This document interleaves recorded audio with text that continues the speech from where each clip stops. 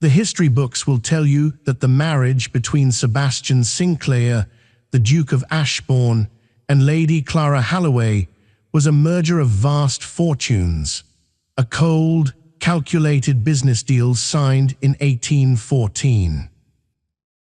They will tell you he was a heartless war hero, and she was the silent ice maiden of London society. But the historians were wrong. The truth didn't happen in a ballroom or a parliament hall. It happened behind the heavy oak doors of Ashbourne Manor on a stormy November night. It happened the moment a silk gown fell to the floor, revealing not the porcelain skin of a pampered aristocrat, but a roadmap of brutality that would bring an entire dukedom to its knees. This is the story of how a cold duty turned into a blood-soaked vengeance. London, November 12, 1814. The rain in London did not wash the city clean. It merely made the grime slicker, turning the cobblestones of Mayfair into treacherous black mirrors. Inside the carriage, Sebastian Sinclair, the 8th Duke of Ashbourne, watched the water streak against the glass, his expression as unyielding as the granite cliffs of his ancestral home in Cornwall. He did not want a wife. He certainly did not want this wife. She is quiet, Sebastian. That is her greatest virtue, his solicitor, Mr. Thaddeus Moore, had said whilst organising the papers 3 weeks prior. Lady Clara Holloway has no scandals. She attends no gambling hells, she does not gossip, and she has a dowry that will finally repair the west wing of Ashbourne Manor. It is a transaction. Nothing more. Sebastian shifted his bad leg, the one shattered by a French musket ball at Vittoria. The ache was sharper in the damp. He needed an heir, and he needed the Holloway fortune to keep his estate from falling into the hands of his dissolute cousin, Frederick. That was the duty. The carriage lurched to a halt in front of St. George's, Hanover Square. The church loomed grey and imposing, much like the future stretching out before him.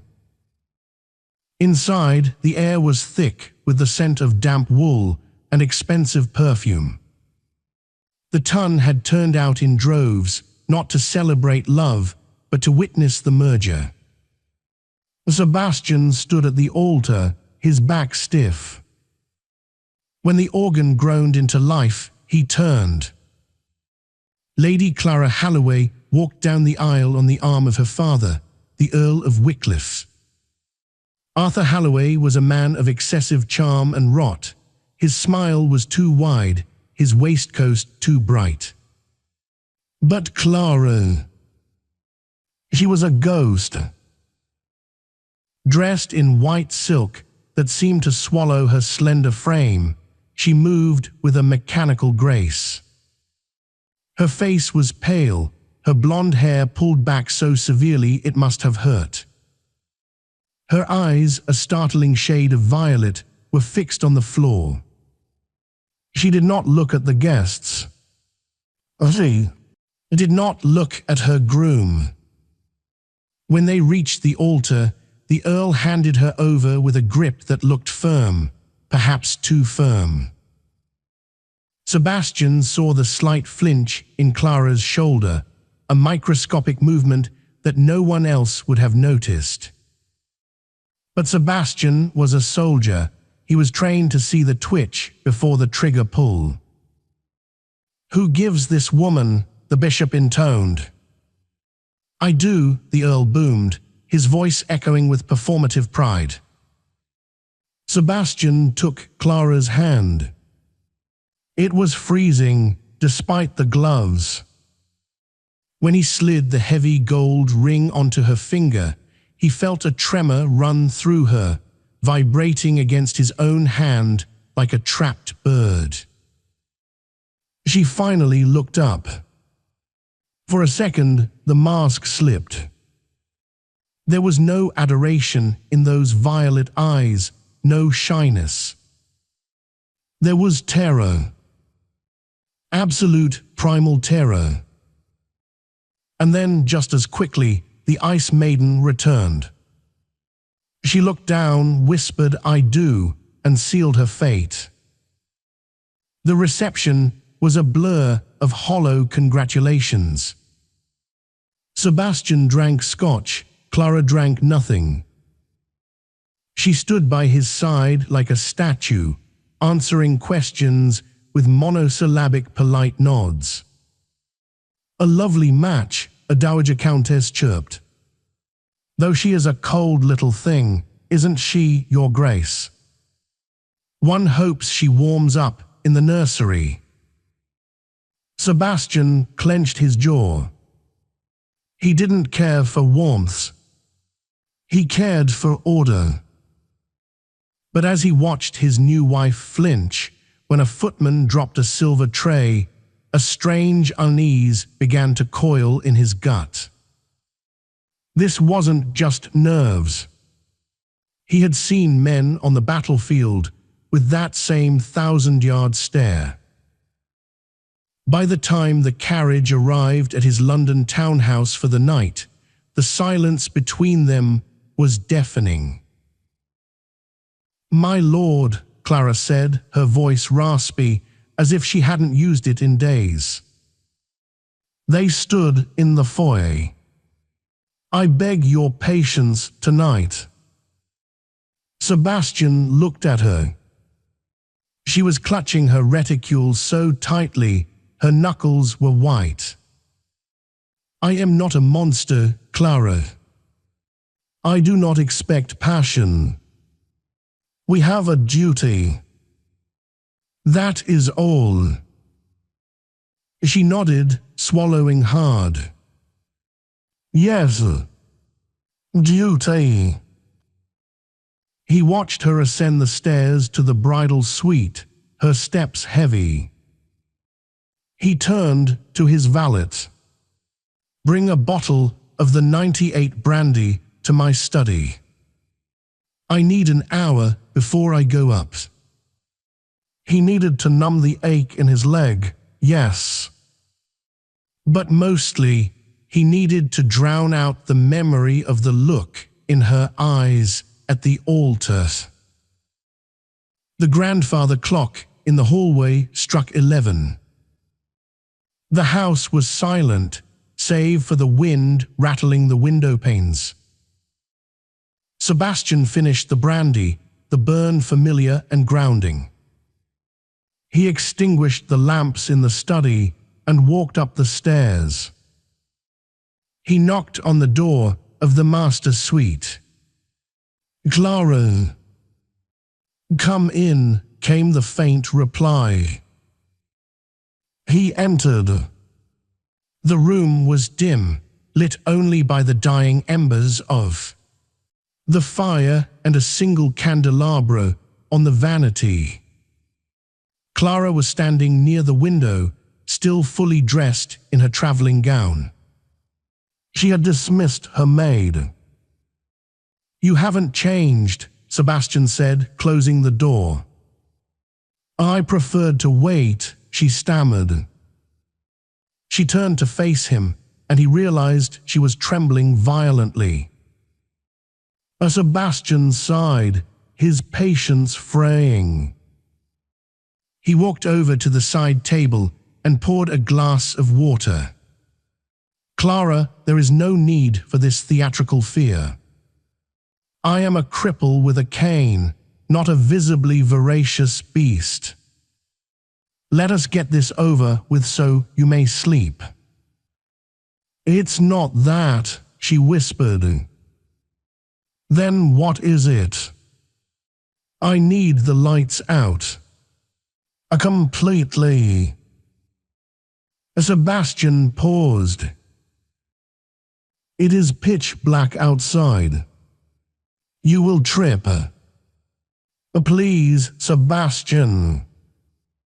It was the first time she had used his name. Her voice cracked on the syllables. He frowned but nodded. Very well. He blew out the candles on the vanity. The room plunged into darkness, save for the weak orange glow of the embers in the hearth. He heard the rustle of fabric, the heavy sound of velvet hitting the floor, the whisper of silk. He began to undress himself, removing his coat, his cravat. I am ready, she said from the darkness near the bed. Sebastian moved toward the bed. As he passed the fireplace, he instinctively kicked a log that had rolled too close to the rug. The log cracked open, and a sudden flare of bright yellow flame shot up the chimney, illuminating the room in a sharp, flickering burst of light. It lasted only 3 seconds. But 3 seconds was enough. Clara was standing by the bed, her back to him, clad only in her chemise which had slipped down one shoulder. Sebastian froze. The breath left his lungs as if he'd been punched. My God, he whispered. Clara spun around, clutching the chemise to her chest, her eyes wide with panic. No, don't look. But he had seen it. Sebastian didn't move toward the bed. He moved toward the fireplace and lit the candelabra with a shaking hand. Sebastian, please, no light, she cried, backing away until she hit the bedpost. He ignored her. He held the light up and walked toward her. His face was no longer cold, it was thunderous. Turn around, he commanded. His voice was low, terrifyingly calm. Please, I beg you, turn around. Sobbing softly, Clara turned her back to him and let the chemise drop to her waist. Sebastian brought the light closer. The scarring was old, silvery and jagged, crisscrossing the creamy skin of her back like a macabre tapestry. But over the old scars were fresh ones, angry red welts that looked less than a week old. And lower, near her ribs, were circular burns. A cigar burns. This wasn't just abuse. This was torture. Systematic, prolonged torture. Sebastian reached out, his fingers hovering inches from the skin, afraid to touch her. Who did this? Clara shook her head, her body convulsing with sobs. Clara, Sebastian said, the soldier in him taking over. The coldness was gone, replaced by a lethal focus. Who? She turned around, clutching his arms, her violet eyes swimming in tears. You cannot ask. You cannot know. If you know, he will kill you too. He owns everyone, Sebastian. The judges, the constables, please, just do your duty and ignore it. I can bear it. I have borne it for 10 years. Sebastian looked at the fresh welt on her shoulder. He realized, with a sick, jolting sensation, why her father had gripped her arm so tightly at the altar. He was pressing on a bruise. The Earl, Sebastian growled. Your father. Clara flinched at the title. He is not a father. He is a devil. Sebastian set the candle down on the bedside table. He didn't touch her sexually. Instead, he picked up his heavy dressing gown and wrapped it around her shoulders, pulling it tight. There will be no duty tonight, Sebastian said. He went to the door and locked it, sliding the heavy brass bolt home. He will check, Clara whispered, her eyes darting to the door. He has spies. If I am not, if we do not consummate. Let him check, Sebastian said. He walked back to her, took her face in his hands, and forced her to look at him. You are a duchess now, Clara. You are under the protection of the house of Ashbourne. And I swear to you, by the blood I shed in Spain, the man who did this will never draw a breath of peace again.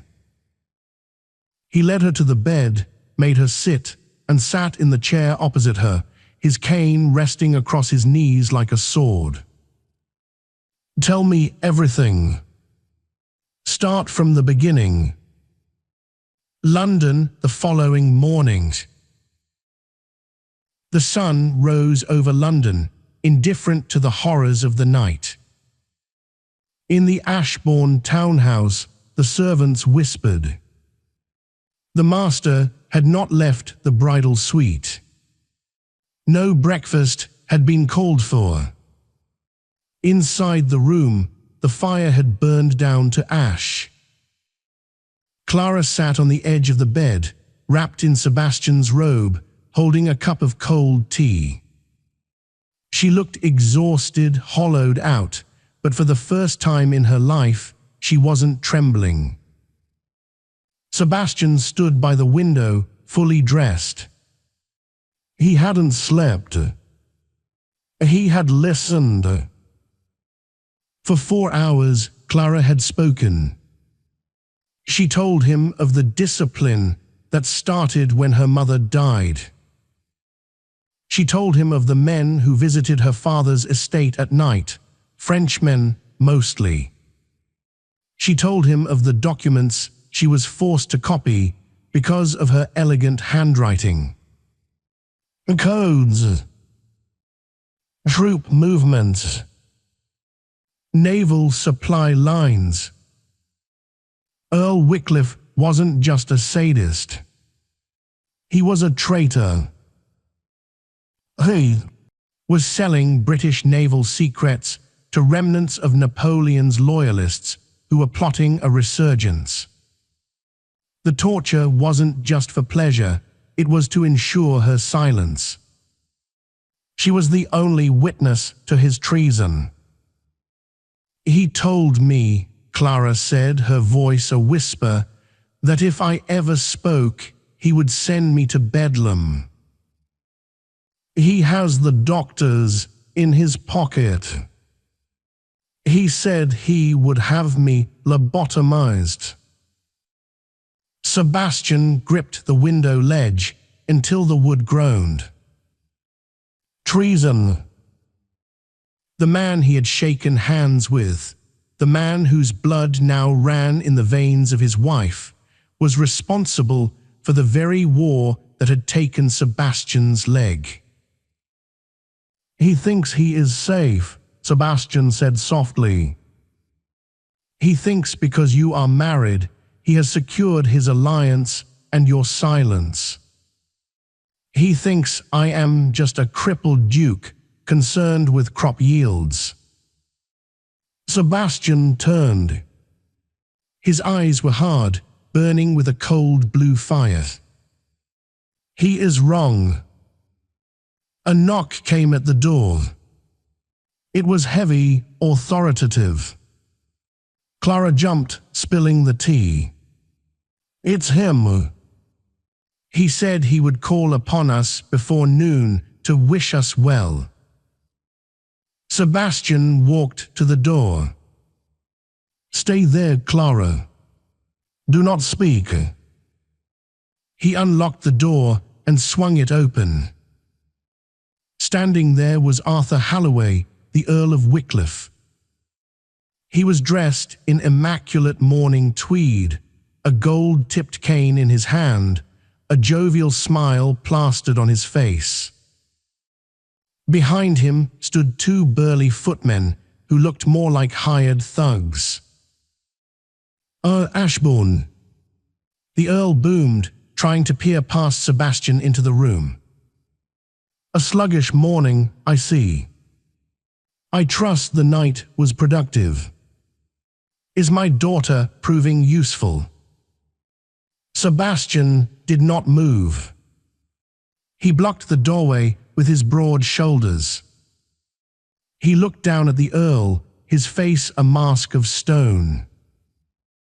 "Your daughter," Sebastian said, his voice deceptively light, "is resting." It was a revealing night. The Earl's smile faltered for a fraction of a second. His eyes narrowed. "Revealing? How so?" "I learned a great deal, Wycliffe. About geography. About maps." Sebastian took a step forward, forcing the Earl to take a step back. "About the geography of scars. And the maps of French naval blockades." The color drained from the Earl's face so fast it looked as if he had been slapped with flour. The jovial mask vanished, replaced by the snarling face of a cornered rat. He signaled to the footmen behind him. "She is delusional," the Earl hissed. "She is mad. I told you she has fits. I am taking her home for her own health. The marriage is annulled." "The marriage," Sebastian said, "is binding before God and the crown. She is my wife. And this is my house.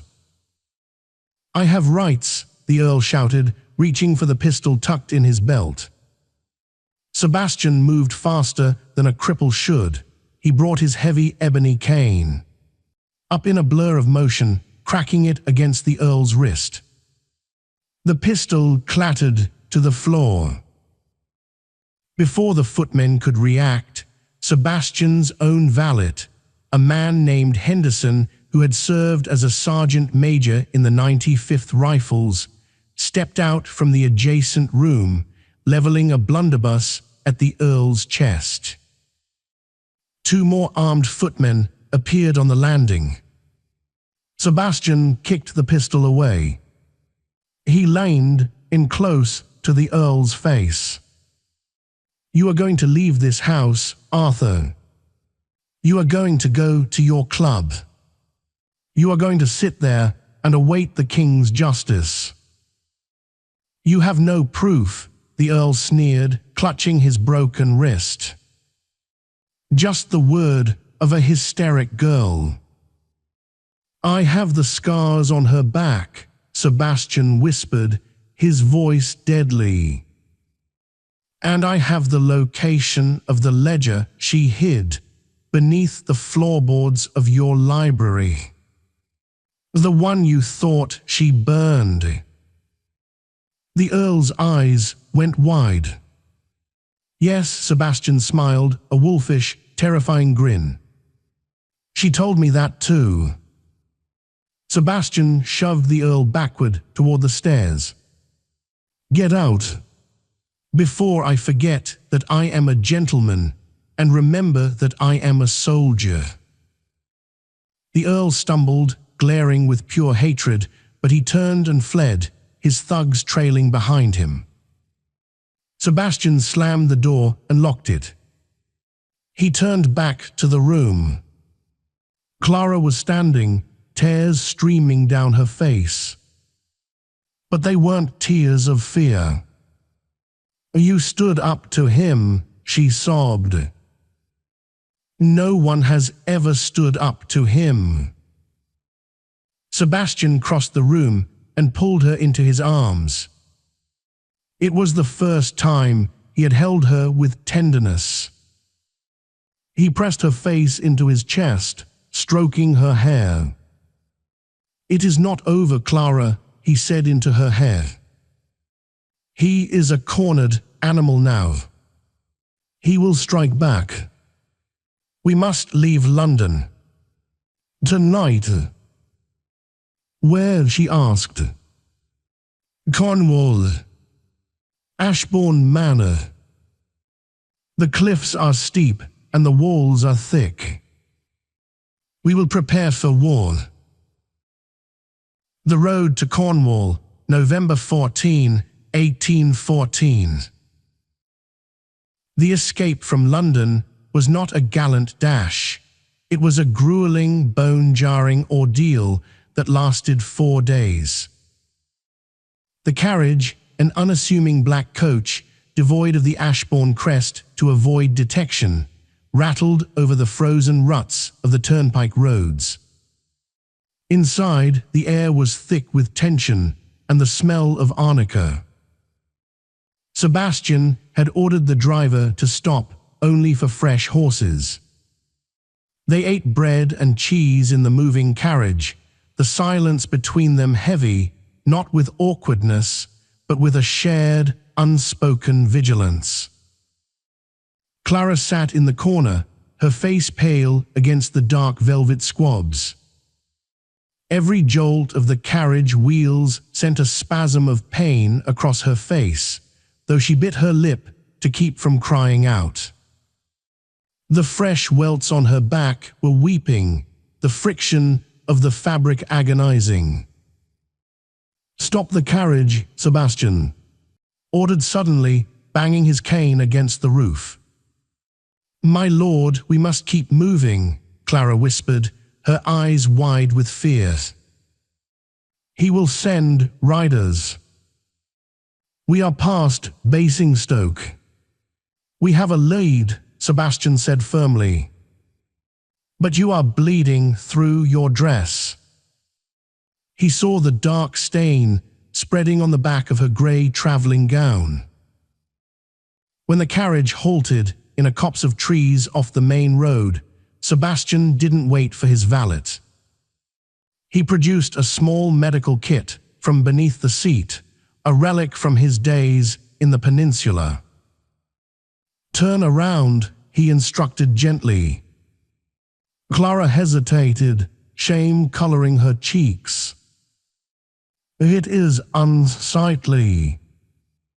I have seen men with their insides on the outside, Clara. You are not unsightly. You are wounded." With trembling hands, she unbuttoned the back of her gown. When Sebastian peeled the fabric away, the sight made his own scars ache in sympathy. The movement of the carriage had reopened the wounds inflicted by her father's cane. For the next 20 minutes, the Duke of Ashbourne, a man known for his icy demeanor in the House of Lords, worked with the tenderness of a nursemaid. He cleaned the wounds with brandy, causing Clara to hiss in breath, and applied fresh linen bandages, his large, rough hands moving with surprising delicacy. "Why?" Clara asked, her voice muffled against the seat cushion. "Why what? Why do you care? You have the dowry. You could have left me to him. Most men would have." Sebastian paused, holding a strip of linen. "I saw a man in Spain once. A sergeant. He found a stray dog that had been beaten half to death by village boys. He didn't walk past it. He carried it in his pack for 300 miles. When I asked him why, he said, 'Because, sir, the world is cruel enough. If we do not stop the cruelty where we find it, we are no better than the enemy.'" He tied off the bandage and turned her around, pulling her dress back up. "You are not a stray dog, Clara. But I will be damned if I let the world be cruel to you under my watch." She looked at him then, really looked at him, searching his face for the deceit she had been trained to expect from men. She found none. Only a tired, angry resolve. For the first time in 10 years, the knot of terror in her chest loosened just a fraction. Ashbourne Manor, Cornwall, November 18, 1814. They arrived at dusk. Ashbourne Manor was not a house, it was a fortress carved from the living rock of the Cornish coast. Perched on a jagged promontory, the grey stone walls seemed to grow out of the cliffs, battered by the relentless Atlantic waves crashing 200 feet below. It was a stark contrast to the manicured, deceitful elegance of London. Here, though, wind screamed the truth. As the carriage pulled into the courtyard, the household staff was lined up. They were a small staff. Sebastian preferred loyalty over quantity. Mrs. Gable, the housekeeper, a woman with a face like a dried apple and eyes that missed nothing, stepped forward. "Welcome home, Your Grace," she said, curtsying. Her eyes flicked to Clara, assessing the new mistress. Mrs. Gable had expected a pampered London chit. What she saw was a woman who looked like she had walked through fire. "Mrs. Gable," Sebastian said, his voice ringing in the courtyard. "Her Grace is exhausted. Prepare the blue room. And have the fires built high. Her Grace is exhausted. Prepare the blue room. And have the fires built high. She is not to be cold. Never." "The blue room, sir." Mrs. Gable raised an eyebrow. "That is next to your own chambers. The connecting door." "It is to be unlocked," Sebastian said. "She stays near me." That first week in Cornwall was a strange, suspended reality. The threat of the Earl felt distant, drowned out by the roar of the ocean. Sebastian did not visit her bed. He slept in the adjoining room, the door ajar. Every night, Clara would wake up screaming, her mind trapping her back in the cellar of her father's house. And every night, before the scream had fully left her throat, Sebastian was there. He wouldn't touch her.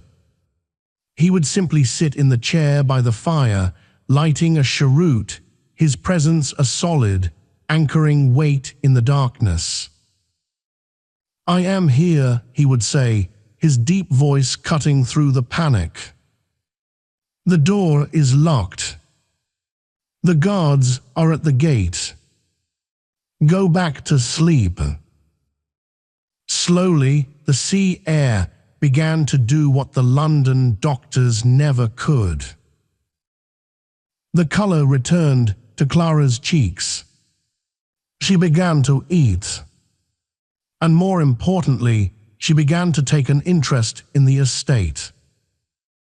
One morning, Sebastian found her in the library, surrounded by ledgers, not the treasonous kind, but the estate accounts. "You have been cheating yourself on the wool exports," she said without preamble as he walked in. Sebastian leaned on his cane, amused. "Have I?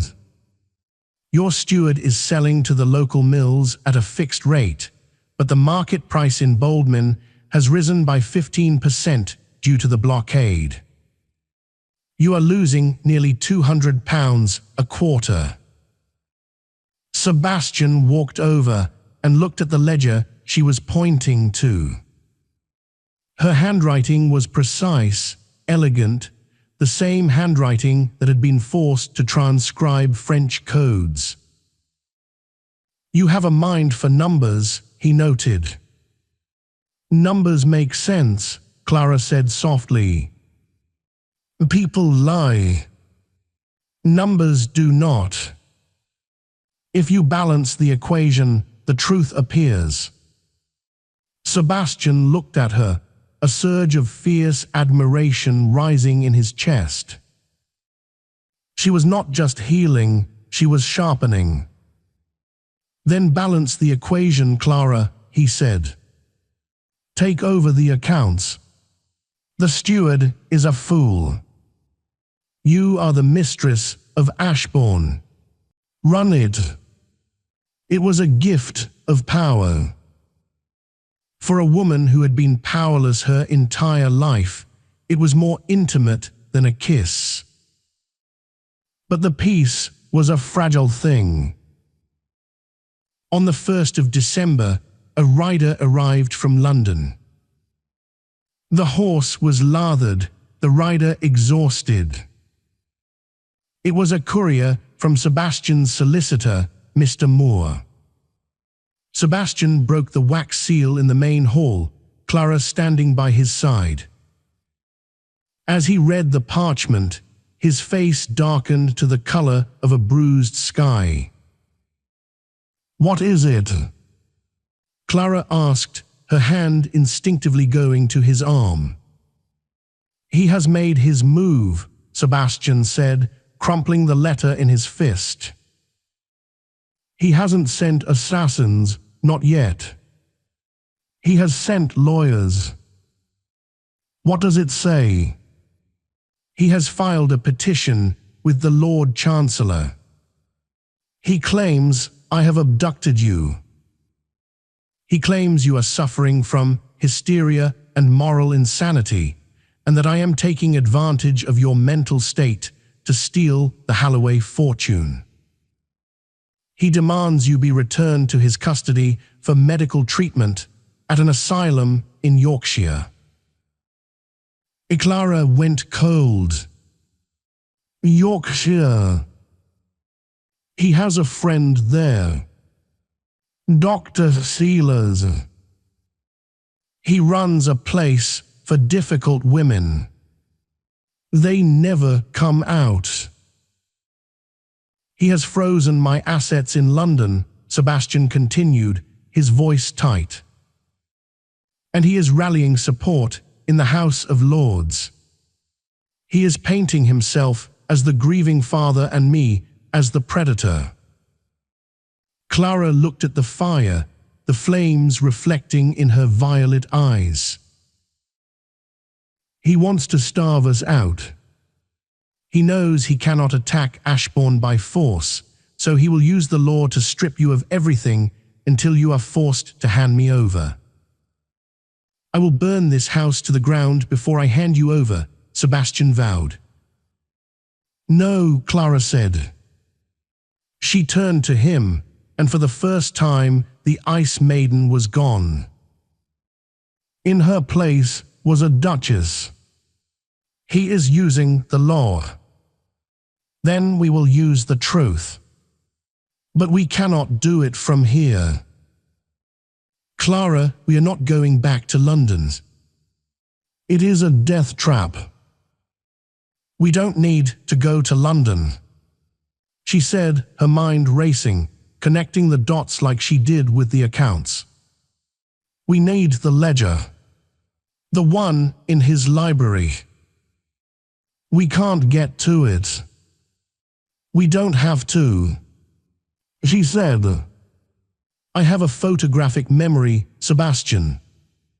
I transcribed those codes for 3 years. I can rewrite them.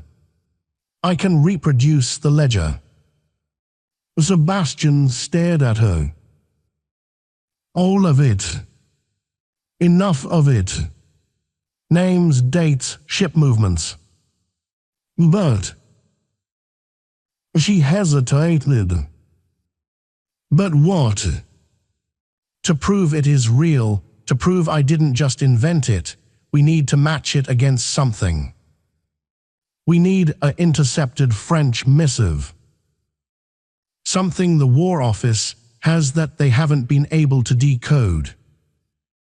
Sebastian's eyes widened. My cousin, Frederick. The dissolute one. The dissolute one who works in the encryption office of the Admiralty. He hates me, but he hates the French more. Can we trust him? We have to, Sebastian said. Because if we don't, the Earl will be here in a week. And he won't be alone. Ashbourne Manor, December 10, 1814. The winter's storms hit Cornwall with the force of a hammer. Ashbourne Manor was wrapped in a shroud of mist and sleet, isolating them further from the world. Inside, the atmosphere was frantic. Clara spent her days and nights in the library, her hand cramping as she filled page after page with complex ciphers and French naval coordinates, pulling the memories from the deep trauma of her mind. It was grueling work. Every code she remembered brought back a memory of the punishment she received if she made a mistake. Sebastian stayed close, watching her wither under the strain, feeling helpless. He channeled his energy into defense. He drilled the footmen, reinforced the gates, and set watches along the cliff paths. They were running out of time. On the night of the 12th, the signal fire on the western headland was lit. Sebastian was in the library, pouring Clara a glass of wine, when the bell in the courtyard began to toll. He moved to the window. Through the driving rain, he saw a torch waving frantically from the gatehouse. "Stay here," he ordered Clara, grabbing his pistol and his cane. "Sebastian, lock the door behind me. Do not open it for anyone but me or Henderson." Sebastian limped out into the storm. The wind howled, tearing at his coat. In the courtyard, Henderson was shouting orders to the stable hands. "What is it?" Sebastian yelled over the wind. "Riders, your grace." Henderson shouted, pointing toward the winding road that led up the cliffs. "A dozen of them. No lights. They passed the lower village an hour ago. The Earl. Mercenaries by the look of it. Professional movement." Sebastian cursed. The legal threat was a diversion. The Earl knew that if Clara reproduced the codes, he would hang. He had sent a kill squad to finish the job before the courts could intervene. "Bar the main gates," Sebastian roared. "Muskets to the upper windows. Douse the lights."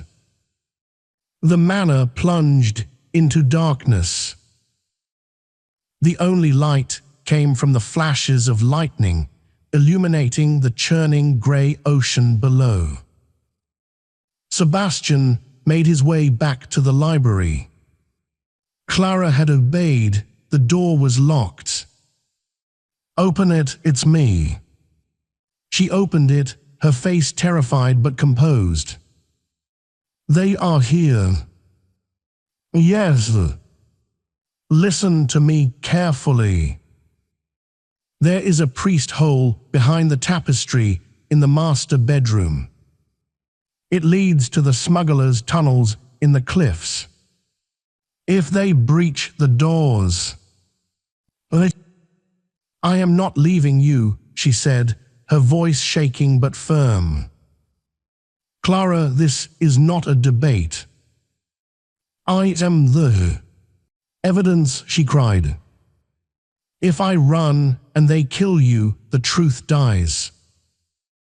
If we stand together.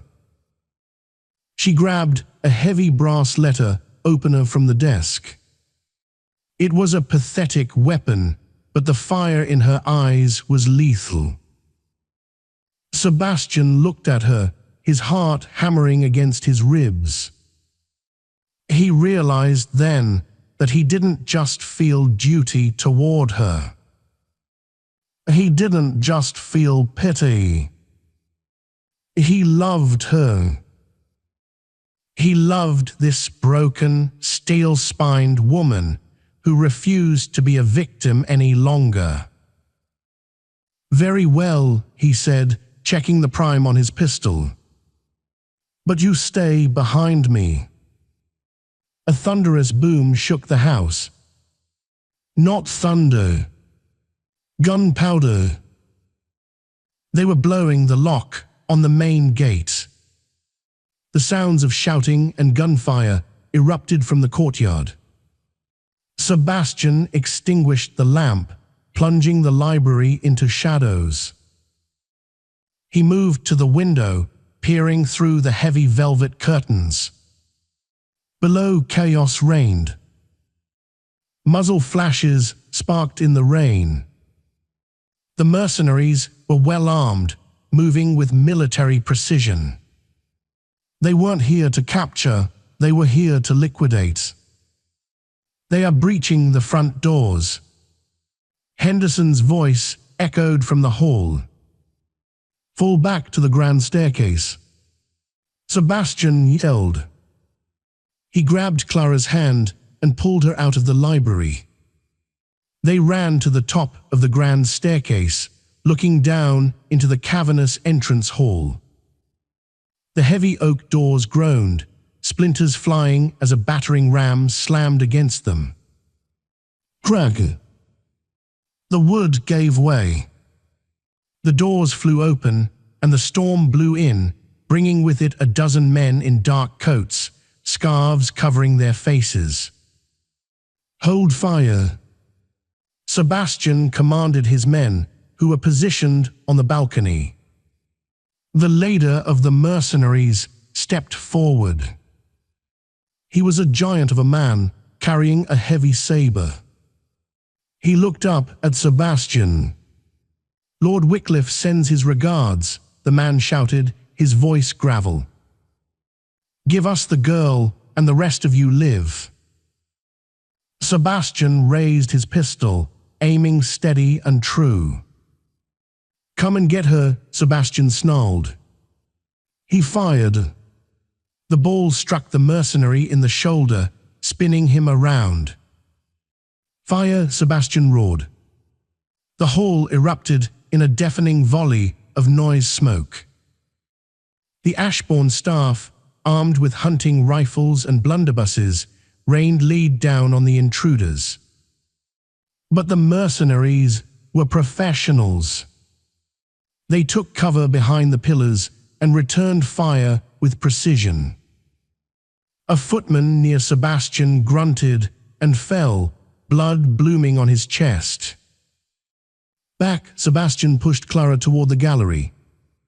To the tower. They retreated down the long corridor toward the east tower, the sounds of battle raging behind them. They reached the heavy iron door of the tower room, and Sebastian slammed it shut, sliding the bolts. But they were trapped. The tower had only one exit, the way they came. And the mercenaries were pushing through the house. The window, Clara said, rushing to the narrow arrow slit that looked out over the cliffs. It's 100-foot drop to the sea, Clara. No, she said, pointing. Look. Sebastian looked. Below the window, protruding from the cliff face, was a narrow ledge, slick with rain and moss. It led around the corner of the tower to the old smuggler's entrance, a cave mouth accessible only at low tide. "It's suicide," Sebastian said. "Staying here is death," Clara countered. She climbed onto the sill, the wind whipping her hair wildly. "I am not afraid of the fall, Sebastian. I am afraid of him." Banging started on the iron door. "Open up. We know you're in there." Sebastian looked at the door, then at his wife. He holstered his pistol and climbed up beside her. "Do not look down," he said, gripping her hands so tight his knuckles cracked. "Look at me. Only at me." They stepped out into the void. The wind hit them like a physical blow. The rain blinded them. They inched along the narrow ledge, their backs pressed against the cold, wet stone. Below them, the Atlantic churned, a cauldron of black water and white foam waiting to swallow them. One slip. Just one.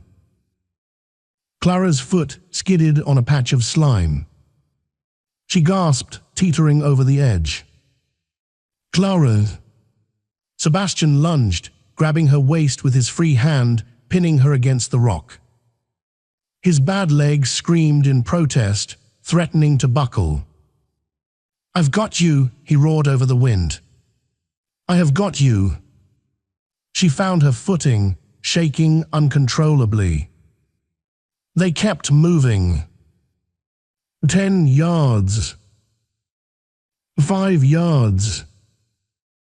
They reached the cave mouth just as the tower window above them shattered, a musket ball sparking off the stone inches from Sebastian's head. They dove into the darkness of the cave, collapsing onto the damp sand, gasping for air. They were soaked, freezing, and battered. But they were alive.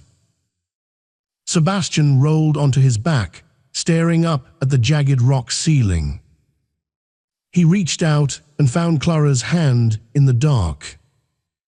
"We need to get to the village," he panted. "The fishermen. They are loyal to me. We can signal the navy cutter that patrols the coast." Clara squeezed his hand. "Then we fight." "Yes," Sebastian said, sitting up and wiping the rain from his eyes. The cold determination was back, harder than ever. "Now we go on the offensive, now we hunt the wolf." The Smuggler's Caves, beneath Ashbourne Manor, December 13, 1814. The darkness of the cave was absolute, save for the phosphorescent glow of the crashing waves at the mouth of the tunnel. It was a cold that gnawed at the bone, a damp, salty chill that made shivering a violent, full-body convulsion. Sebastian had dragged them deep into the recess of the cavern, away from the spray of the sea. He had found a stash of dry driftwood and old sailcloth, remnants of the local trade he had long turned a blind. I too, and managed to strike a small fire using the flint from his pistol. The meager flame illuminated their faces. They were unrecognizable as aristocracy. Mud plastered their hair, blood from scrapes and cuts stained their clothes. Clara's fine grey wool dress was torn at the hem, heavy with seawater. "We cannot stay here," Clara chattered, her teeth clicking together. "The tide. It will rise." "Not for 6 hours," Sebastian said, stripping off his heavy sodden coat and wrapping it around her, despite his own freezing linen shirt. By then, the village will know. Know what? That we are dead. That we are hunting. Sebastian sat beside her, checking the prime on his pistol again, drying the powder near the fire. He looked at Clara. She was huddled in the sailcloth, her eyes huge and dark in the firelight. She looked terrified, yes, but beneath the terror was something harder. "I end." "Frederick," Sebastian said suddenly. "We must get to Frederick." "London?" Clara asked, horrified. "We just fled London. It is the last place they will look.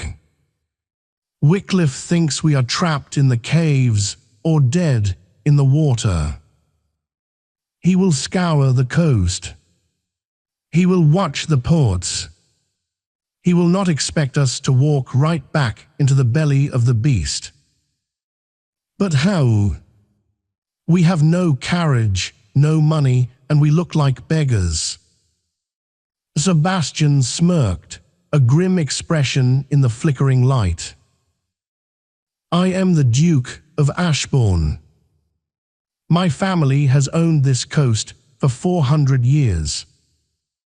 I don't need money here. I have blood." 3 hours later, a shadow appeared at the cave mouth. It was a young boy, no older than 12, drenched to the bone. He whistled a low, bird-like trill. Sebastian whistled back. The boy scrambled over the rocks. "Your Grace." My pa saw the flash from the tower. "The whole village is up. The soldiers, the bad men.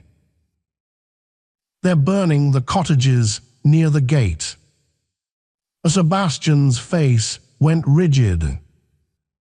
"They are punishing my tenants to get to me. We have a boat." The boy whispered. "The Salian. She's fast. Pa says we can get you to Plymouth by dawn, then the mail coach to London. But you have to go now." The journey to London was a blur of misery. They travelled not as Duke and Duchess, but as common labourers. They rode in the back of hay wagons, walked miles in the rain, and slept in barns. For Clara, it was a revelation. She had lived her life in gilded cages, viewing the poor from behind carriage glass. Now she ate their bread and shared their straw. She saw Sebastian, the haughty duke, converse with farmers about crop rotation and with barmaids about the price of ale. He was not just a lord, he was a man who understood the weight of the earth. And he watched her. He watched her bind her own bleeding feet without complaint. He watched her memorize the route, counting milestones, her mind constantly working. They reached London on the 20th of December. The city was festooned for Christmas, oblivious to the war being fought in its shadows. They made their way to a squalid lodging house in 7 Dials, a place where no earl would ever set foot. "Stay here," Sebastian ordered, checking the load on a stolen pistol. "I am going to find Frederick." "If you go to the Admiralty, you will be arrested," Clara warned. "I'm not going to the Admiralty. I'm going to the gambling hell on King Street. It's Tuesday. Frederick is always losing money on Tuesdays." He returned 4 hours later, smelling of smoke and gin, dragging a disheveled man behind him. Frederick Sinclair looked like a ruined angel. He was handsome in a dissolute way, with bloodshot eyes and a cravat that had been tied 3 days ago. He looked at the squalid room, then at Clara, who was washing her face in a cracked basin. "Good God," Frederick drawled. "The Ice Maiden and the cripple. You two look like you've been dragged through a hedge backward." "Sit down, Frederick," Sebastian growled, shoving him onto a rickety stool. "You are wanted for kidnapping, you know," Frederick said, dusting off his sleeve. "And murder. They say you killed a dozen of Wycliffe's guards at Ashbourne." "They were mercenaries," Sebastian said. "And they were killing my people." Clara stepped forward, holding the sheaf of papers she had transcribed during their journey, pages of codes hidden inside her corset. "Look at this," she said, thrusting the papers at Frederick. Frederick squinted. "What is this?" "Chicken scratch." "It is the cipher your department has been trying to break for 6 months," Clara said calmly. "The Black Wind cipher used by the Bonapartist spies." Frederick sobered instantly. He snatched the papers, his eyes scanning the columns of numbers and letters. He pulled a small notebook from his pocket, his own codebook, and began cross-referencing. The silence in the room stretched for 10 agonizing minutes. The only sound was the scratching of Frederick's pencil and the dripping of water from the ceiling. Finally, Frederick looked up. His face was pale, the drunkenness gone. "Where did you get this?" he whispered. "It is from the ledger of the Earl of Wycliffe," Clara said. "He is the paymaster for the French cell in London." Frederick looked at Sebastian. "Do you know what this means? If this is true..." "It means," Sebastian said, "that the man who is currently accusing me of madness is the greatest traitor since Guy Fawkes." "He is at the Prince Regent's winter ball tonight," Frederick said, his voice rising with excitement. "He is the guest of honor. He is to receive the Order of the Garter for his services to the crown." Sebastian and Clara exchanged a look of cold, shared fury. "Then we shall go to the ball," Clara said. "You can't," Frederick laughed incredulously. "You are fugitives. The guards will shoot you on sight." "Not if we walk in with the Lord Admiral himself," Sebastian said. "Frederick, you are going to get your boss. And you are going to bring him to us." Carlton House, the Prince Regent's Winter Ball, December 21, 1814. The ballroom of Carlton House was a spectacle of excess. Thousands of beeswax candles cast a golden glow over the cream of British society. The air was thick with the scent of hothouse flowers, heavy perfumes, and the murmur of gossip. At the center of it all stood Arthur Halloway, Earl of Wycliffe.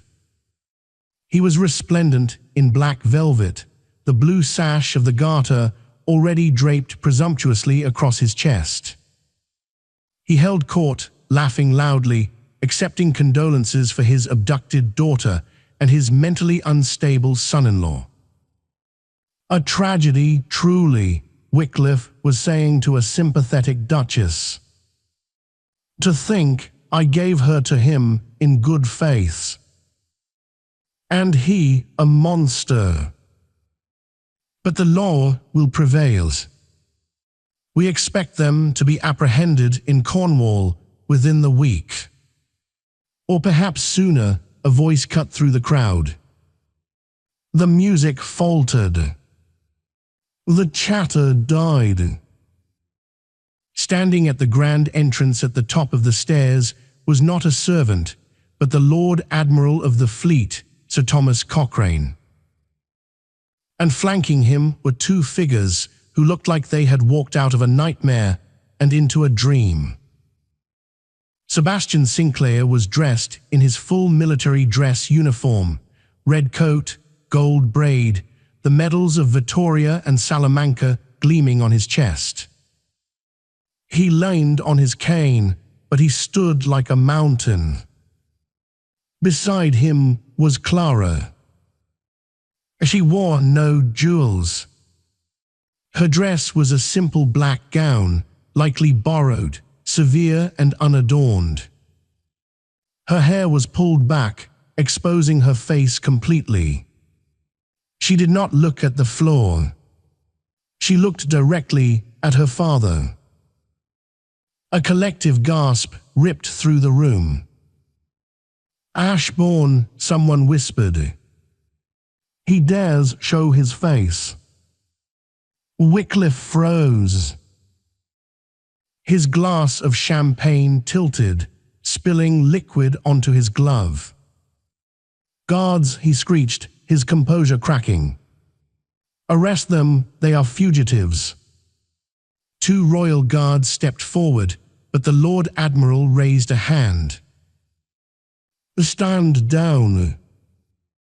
This man is a kidnapper," Wycliffe shouted, pointing a trembling finger. "He has brainwashed my daughter."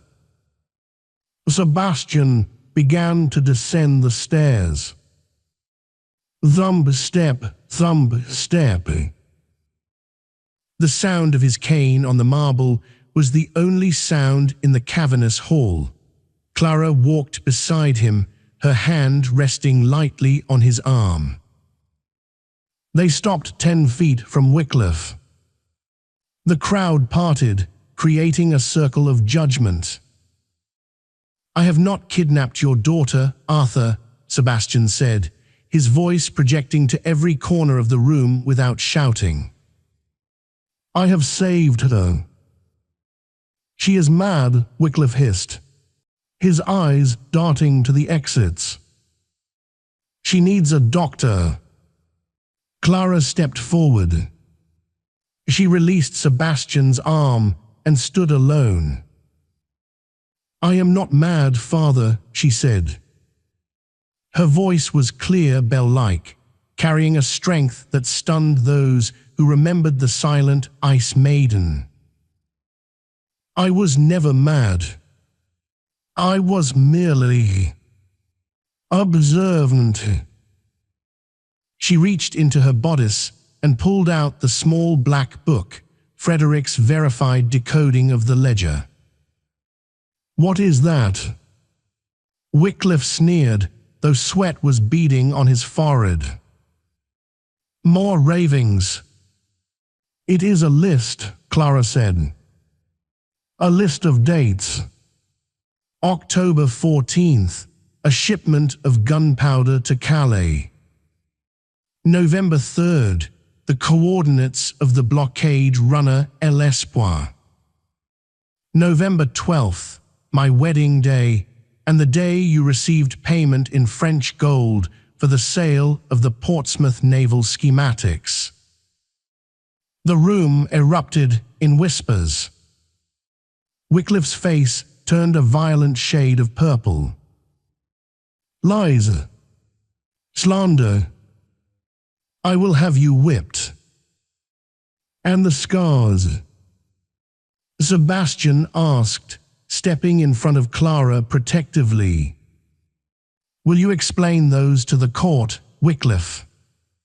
"The whip marks on her back. The burns.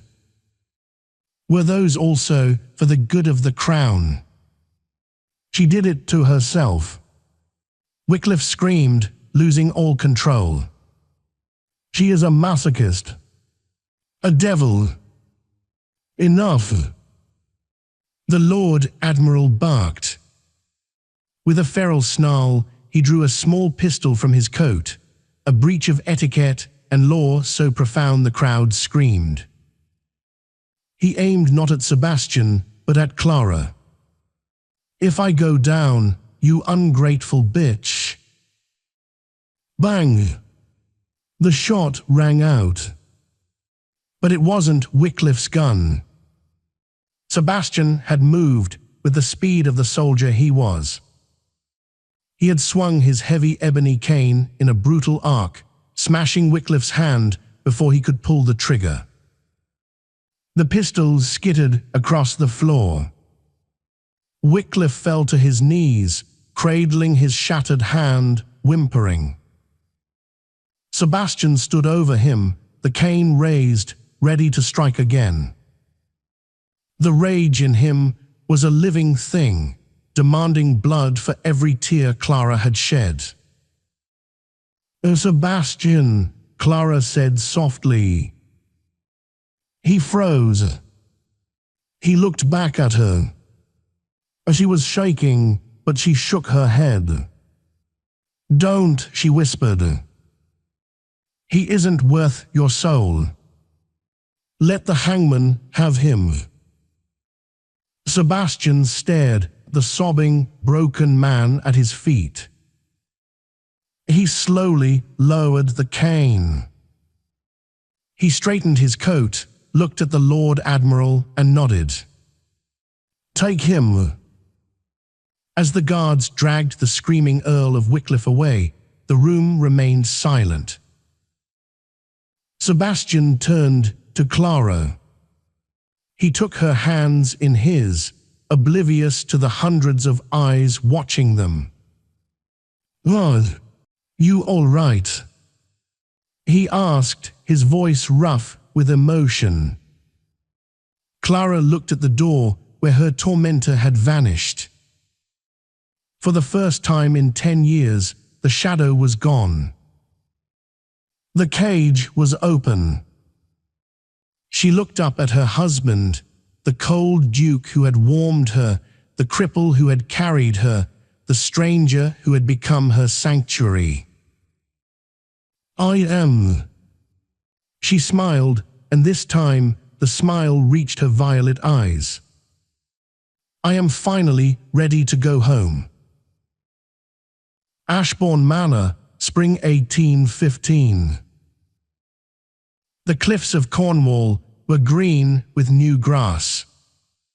The sea was calm, a glittering expanse of blue. On the terrace, Sebastian sat with his leg propped up, reading the Morning Post. The news was full of the trial. Wycliffe had been found guilty of high treason. The execution was scheduled for dawn. Sebastian felt nothing reading it. The man was already a ghost. He heard the rustle of silk. Clara stepped out onto the terrace. She was wearing a dress of pale lavender, her hair loose in the wind. She looked healthy, vibrant, and undeniably beautiful. She placed a hand on his shoulder. "Thinking of the past?" "No," Sebastian said, taking her hand and kissing the palm. "I was thinking about the nursery. Mrs. Gable is insisting we repaint it." Clara laughed, a sound that was becoming frequent in the halls of Ashbourne. "Yellow, I think. Something bright." She sat on his lap, disregarding propriety, and rested her head against his chest. "Sebastian. Helmut. Thank you." "For what?" "For seeing me, when everyone else just saw a duty." Sebastian wrapped his arms around her, holding her tight against the wind. "It was never a duty, Clara," he whispered into her hair. "It was my destiny." The cold duty had burned away, leaving behind something forged in fire, unbreakable and true. And as the sun set over the Atlantic, the Duke and Duchess of Ashbourne sat together, not in silence, but in peace. And that is the story of Sebastian and Clara, a marriage that began with a contract and ended with a revolution. It reminds us that sometimes the strongest battles aren't fought with armies, but with the courage to speak the truth against impossible odds. Wycliffe thought he could break Clara with fear, but he forgot that diamonds are only formed under pressure. If this story moved you, or if you just love a moment where the villain gets exactly what he deserves, please hit that like button. It really helps the channel. Don't forget to share this video with someone who needs a reminder that even the coldest winter eventually turns to spring. And if you haven't already, subscribe and ring the bell so you never miss a story from the archives of history's most dramatic romances. Thank you for listening, and I'll see you in the next chapter.